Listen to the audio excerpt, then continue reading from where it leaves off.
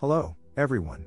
Welcome to this video about the Securities and Exchange Commission, SEC, and their possible scaling back of emissions disclosure rules.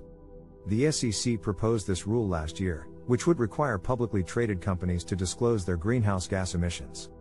This disclosure would be done with a tiered system, with Scope 1 emissions being direct emissions from operations, Scope 2 emissions being indirect emissions from purchasing energy sources, and Scope 3 emissions covering upstream and downstream emissions from outside vendors, suppliers, and partners.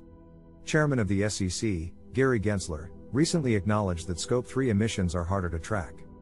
15,000 comments were made by companies and interested parties, which Gensler said the SEC would take into consideration. There is also pressure from Democratic lawmakers to keep Scope 3 disclosures, who argue that companies could hide their true carbon footprint without them. On the other side, the U.S. Chamber of Commerce, a large business lobbying group, has threatened to sue the SEC if they do not make changes.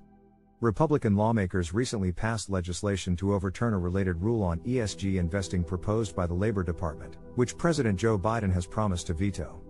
It remains to be seen what changes, if any, the final rule will have for emissions disclosure.